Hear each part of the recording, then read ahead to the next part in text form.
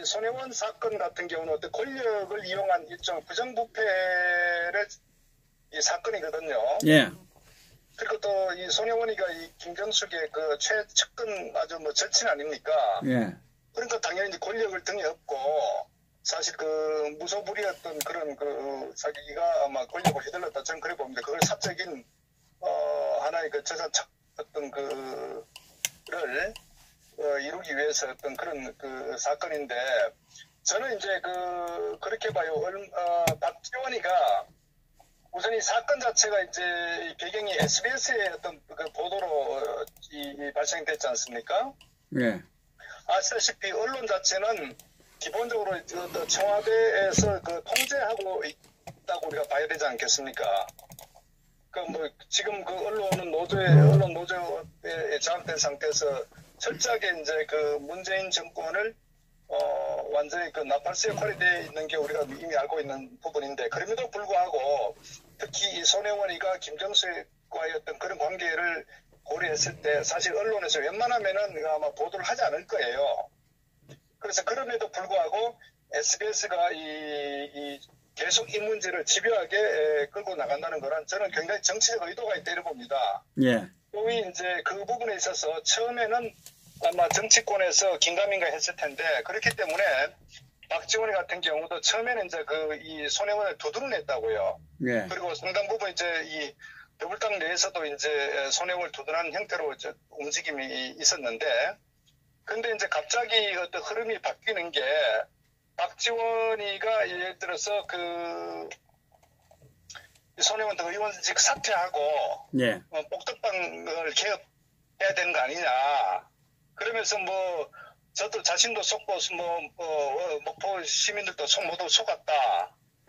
이런 얘기를 하면서 검찰 조사를 받아라. 이런 식으로 이제 갑자기 그 분위기가 바뀌는데 저는 그렇게 봅니다. 결국은 이 사건이 터지는 건 이제 어떤 부동산 매입과 어떤 권력을 이용해서 한 거지만은 저는 이 손혜원이라는 이 여자가 결국은 이제 아마 김정숙이의 심기를 상당히 건드렸다고 저는 봐요.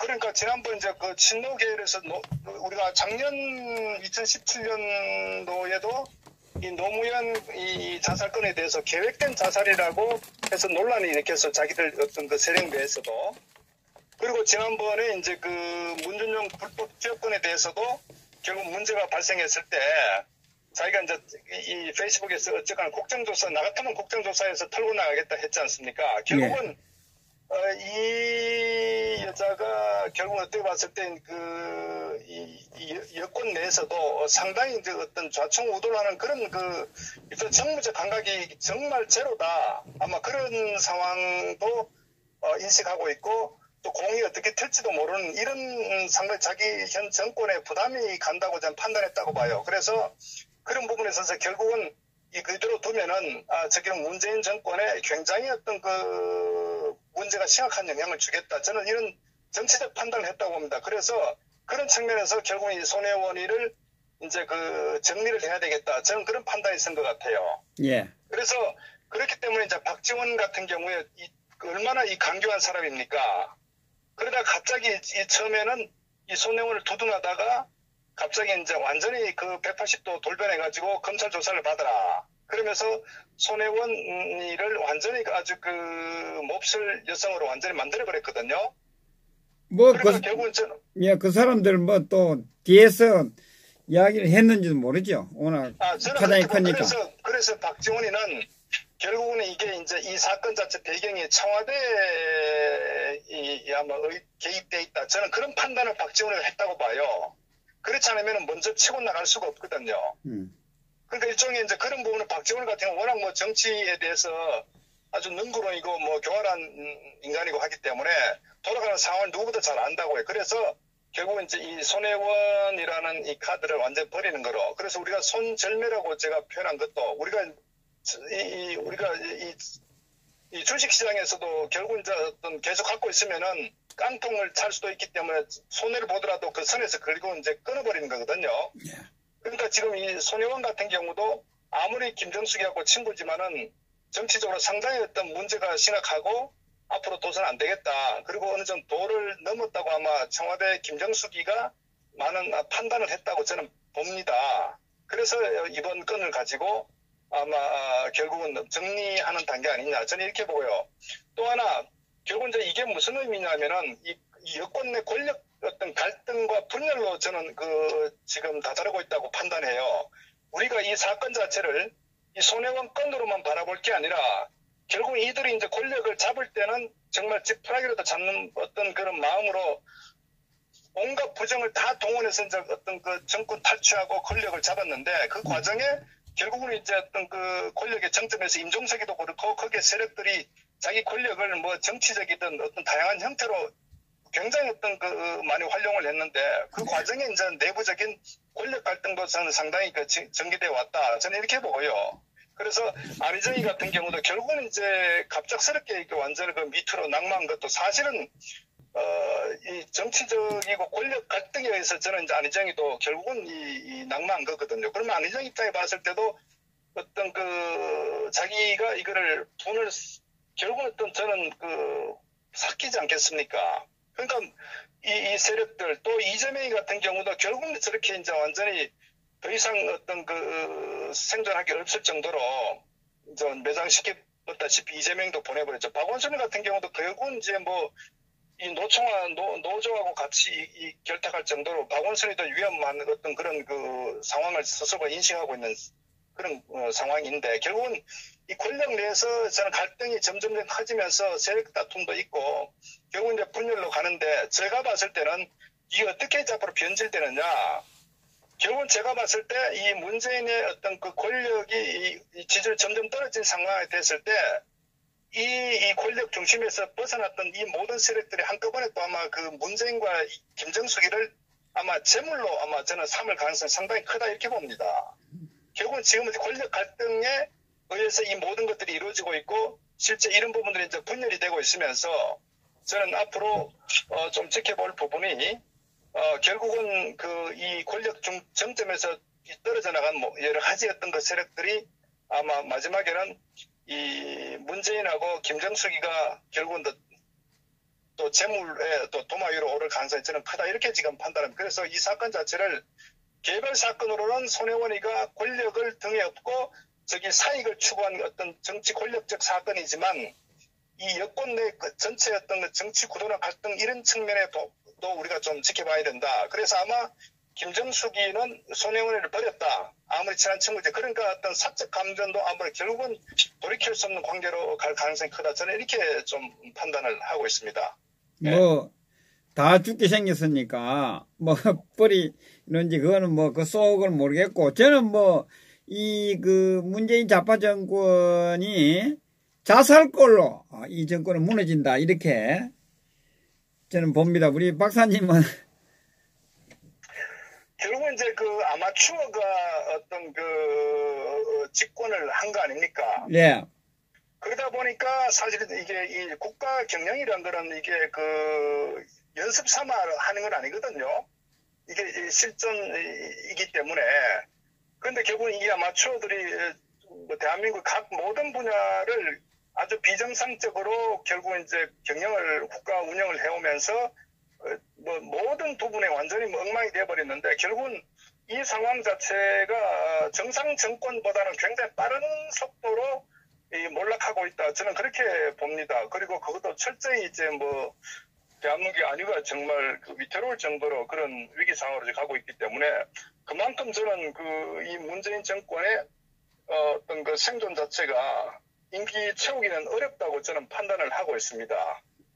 그래서 어쨌거나 이 모든 권력은 결국 내부의 갈등으로부터 결국 이제 발생되면서 분열로 이루어지고 결국 마지막에 이제 권력이란 거는 힘이 빠지면은 바로 또 칼을 또 들이대거든요. 예. 그래서 결국은 마지막에는 아마 문재인과 김정숙이 비참한 어떤 저는 희생타가 될 것이다. 저는 그렇게 판단을 합니다. 오늘 손혜원에 대한 22채까지 어제 나왔지 않습니까? 29채라고 나왔어요. 오늘 29채라고 나왔습니까? 건이 아마 추가로 발견된 것 같아요. 아, 그래요? 네네. 그리고 그 애는 통영은요, 통영. 뭐 통영권도 앞으로 뭐 구체적으로 밝혀지겠지만 우선은 어쨌거나 이제 그 사건 자체가 보면은 이 손혜원이라는 이 여자가 사실은 정말 우리가 정상적으로 국회의원 자격이 될 수도 없죠. 그러니까 철저하게 그 마포 어떤 지역구 청래 어떤 지역구에 개입된 것도 아마 저들은 다 알겠죠. 결국은 이제 그 청와대 소위 김정숙의 입김이 작용을 했지 않겠습니까? 우리가 그건 충분히 합리적 우리가 의심을 할 수 있지 않겠어요? 혼자서 다 했겠습니까? 조직이, 그럼요. 어떤 조직이 구성원이 있지 않을까 저는 봅니다. 그러니까 저 사람들이 저렇게 탈당을 하겠다 물러날 사람들이 아니잖아요. 그러니까 이거는 이제 제가 말씀드렸다시피 단순하게 손혜원이 아니라 저는 청와대에서 어떤 이런 정치적 판단과 이런 상황을 지금 끌고 가고 있다고 봐요. 안 그러면은 언론에서 그렇게 일방적으로 SBS가 저는 그렇게 치고 나가기 어렵다고 봐요. 현재 언론의 어떤 구조적 측면에 봤을 때 왜 이것은 분명히 현 여권에 굉장히 어떤 부정적인 영향을 미치거든요. 더더구나 이 부동산 자체가 우리가 상식적으로 전혀 이해할 수 없는 정말 어떤 목포의 손해운 타운이라고 할 정도로 특히 어떤 일반 국민들, 서민들의 어떤 눈높이에 봤을 때는 굉장히 타격이 심대하거든요. 그러면 이걸 보통 이걸 감추든지 이렇게 해야 되는데 언론에서 계속적으로 이렇게 치워나간다는 얘기는 결국은 이건 어떤 정치권, 소위 청와대에서 저는 상당히 어떤 배경이 작용하고 있다. 저는 이제 그렇게 판단을 합니다. 자, 그건 그들의 얘기고, 어쨌거나 우리 이제 국민들이나 이 야당 쪽에서는 이 사건 자체를 일종 권력형 비리 아니겠습니까?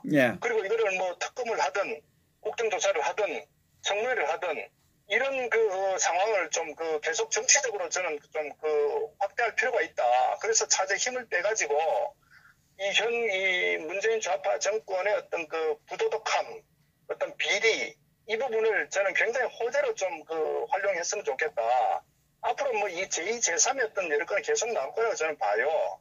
이거 국정농단 아닙니까? 국정농단인가요? 농단인가? 국정농단이죠. 그건 권력을 활용한, 그러니까 결국은 이 손혜원이라는 작자가 결국은 자기가 어떤 이 문화 쪽에 간사로 있으면서 그 권력을 이용해서 결국은 좀 일종의 어떤 이런 국정을 농단한 거죠. 어떤 국가 예산을 가지고 특히 국회의 어떤 자기 권력과 지위를 이용해서 이런 지역에 예산 어떤에 대한 어떤 불법적인 어떤 활용을 해서 결국은 사익을 취한 거기 때문에 이건 여러 가지 저는 법적인 어떤 해석을 할 수 있다고 봐요. 그러니까 이 사건 자체를 저는 굉장히 야권에서는 좀 강하게 좀 몰아붙여가지고 차제했던 결국 이 청와대 연결고리까지도 저는 좀 찾아낼 필요가 있겠다. 저는 그렇게 봅니다. 예. 지금 최순실 씨는 권력도 없고 아무것도 없었지 않습니까? 심부름하는 사람인데 그게 국정농단이면 이것은 국회의원이고 또 정수기와 친구고. 이거를 또 일부 아마 사람들은 이거를 최순실하고 절대 비교하면 안 돼요. 왜냐면은 최순실은 그야말로 어떤 바깥 도와주는 이제 지금 굉장히 침소봉대된 상태고 저들이 어떤 정치적 의도를 가지고 최순실을 희생양 삼아서 하나의 국정농단이라는 이런 프레임으로 가져갔는데 그것을 마치 손혜원하고 비교해가지고 동급이라고 하면요. 결국 그 얘기는 무슨 얘기냐.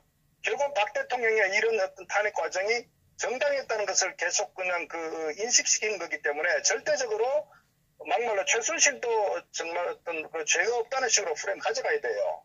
그래서 절대적으로 손혜원과 최순실을 같은 동일선상에서 놓는 것은 굉장히 좌파 프레임이고 탄핵 찬성 세력들의 어떤 프레임의 연장선상이다 하는 것을 우리가 인식해야 된다고요. 그래서 그 부분이 있으면 항상 우리가 반론하고 최순실 그야말로 개인 그 자체 그리고 전혀 어떤 이 국정농단 관계없는 그렇게 우리가 인식을 좀 해야 된다.